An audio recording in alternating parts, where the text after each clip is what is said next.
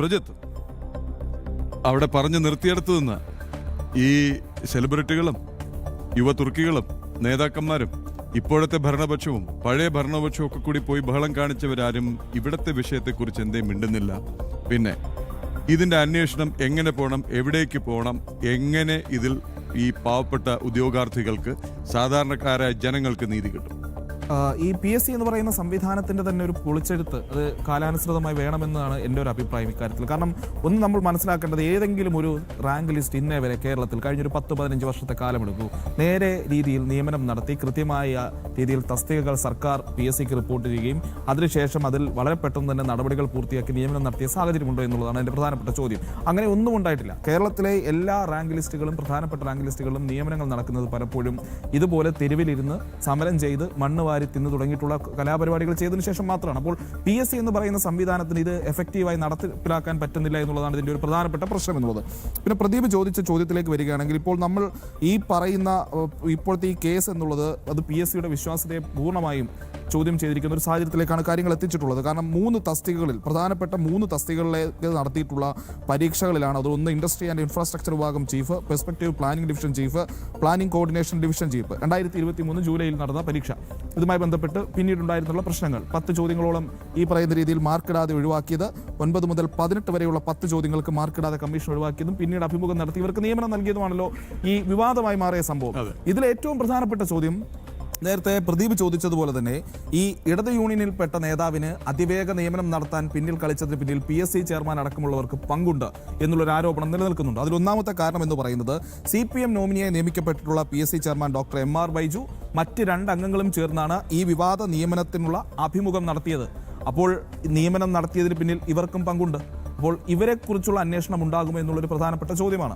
അടുത്തത് ഈ PSC എന്ന് പറയുന്ന സംവിധാനം തന്നെ ഒരു വെള്ളാനയായി മാറിയിരിക്കുന്നു എന്ന് പറയുന്നത് നേരത്തെ രഞ്ജിത്ത് അമ്പാടി ചൂണ്ടിക്കാട്ടിയ ഒരു കാര്യമുണ്ട്. ജനൻ TV തന്നെ പുറത്തുവിട്ട വാർത്തയാണ്. അതായത് രാജ്യത്ത് ഏറ്റവും അധികം PSC അംഗങ്ങളുള്ളത് കേരളത്തിലാണ്. PSC സെക്രട്ടറി അടക്കം 21 പേരാണ് നമ്മുടെ സംസ്ഥാന PSC ബോർഡിലെ അംഗങ്ങളായി വരുന്നത്, ചെയർമാനും അടക്കം. അപ്പോൾ ഇവർക്ക് എന്തെങ്കിലും പ്രത്യേകിച്ച് വിദ്യാഭ്യാസ യോഗ്യത വേണമെന്ന് നിഷ്കർഷണമൊന്നുമില്ല. നിങ്ങൾക്ക് നിയമനം നടത്താം. അതായത് നമ്മുടെ സംസ്ഥാനത്തെ ഏറ്റവും പ്രധാനപ്പെട്ട പല വകുപ്പുകളിലേക്കും എല്ലാ ഇതിലേക്കും വിദ്യാർത്ഥികൾ കഷ്ടപ്പെട്ട് പഠിച്ച് പരീക്ഷ എഴുതി പാസ്സായി വരുന്നവരെ അവരുടെ കാര്യങ്ങൾ നോക്കാനും ആ പ്രോസസ്സിനെ നിയന്ത്രിക്കാനും നിയമിച്ചിരിക്കുന്നവർക്ക് പ്രത്യേകിച്ച് വിദ്യാഭ്യാസ യോഗ്യത ആവശ്യമില്ല.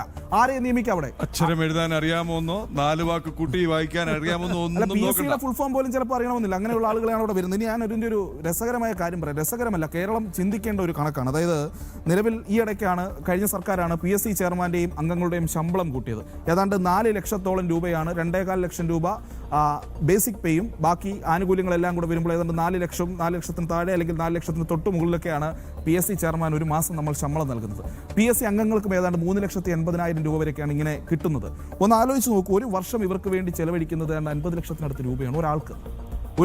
ഒരു PSC അംഗത്തിന്റെ ടൈം എന്ന് പറയുന്നത് 6 വർഷമാണ്. വണ്ടി ഉണ്ട്. ഈ ആനുകൂല്യങ്ങൾ ചിലത് ഈ പറയുന്ന ലിസ്റ്റിനും പുറത്താണ് കേട്ടോ.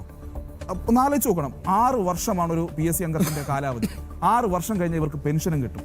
പെൻഷൻ ഇതിന് അനുകൂലമായിട്ടുള്ള വലിയ പെൻഷൻ. ഒന്ന് ആലോചിച്ച് നോക്കൂ, ശമ്പള ഇനത്തിൽ മാത്രം ബേസിക് പേയും മറ്റ് അലവൻസുകളും കൂടെയുള്ള ഈ ശമ്പള ഇനത്തിൽ മാത്രം ഒരു PSC അംഗത്തിനും ചെയർമാനും ഒക്കെ ഒരു കാലയളവിൽ നമ്മൾ ചെലവഴിക്കുന്നത് 2.4 കോടി മുതൽ 2.8 കോടി വരെയാണ്.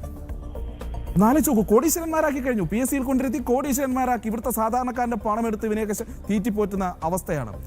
ഇതിനു ശേഷം പെൻഷനും കൊടുക്കും.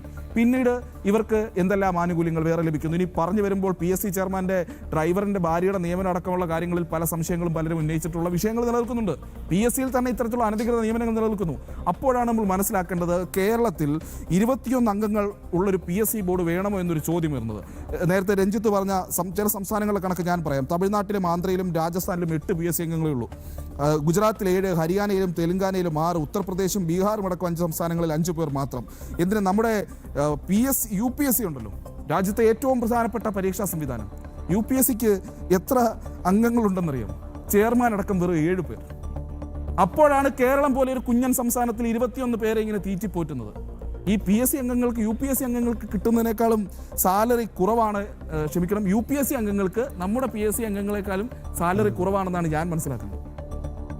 ഒന്ന് ആലോചിച്ച് നോക്കും. അപ്പോൾ എന്തിനാണ് ഇങ്ങനെയൊരു സംവിധാനം? എന്തിനാണ് ഇങ്ങനെ ഒരു നാണം കെട്ട സംവിധാനം നമ്മുടെ നാട്ടിൽ? ഇത് പൊളിച്ചെഴുതി കൂടുതൽ സമഗ്രമായ പരിഷ്കരണങ്ങൾ കൊണ്ടുവരിക എന്നുള്ളതാണ്. ഇതിൽ വേറെ കാര്യമുണ്ട് കേട്ടോ. ഇപ്പോഴത്തെ PSC അംഗങ്ങൾക്കെതിരെ നിലവിൽ എന്തായാലും VD സതീശനും ടീമും വലിയ രീതിയിൽ കാര്യങ്ങളൊക്കെ ചെയ്യുമെന്നുള്ള കാര്യത്തിൽ തർക്കമില്ല. കാരണം അതിൽ വിഭാഗത്തിന്റെ പൊളിറ്റിക്കൽ അപ്പോയിന്റീസ് ആയതുകൊണ്ട് അതിൽ 14 പേരും CPM നോമിനികൾ. പക്ഷേ ഈ ആളുടെ എണ്ണം കുറയ്ക്കുന്നത്, ഞാൻ ഇടപെടുന്നത് ക്ഷമിക്കുക, സമയം അതിക്രമിക്കാണ്, ഒരു ഇടവേളയിൽ കൂടി പോയിട്ടുണ്ട്. പക്ഷേ അംഗങ്ങളുടെ എണ്ണം കുറയ്ക്കുന്ന കാര്യം ഇപ്പോഴത്തെ ഭരണപക്ഷവും മിണ്ടില്ല. കാരണം ഇത് രാഷ്ട്രീയ റീഹാബിലിറ്റേഷൻ കേന്ദ്രമാണിത്.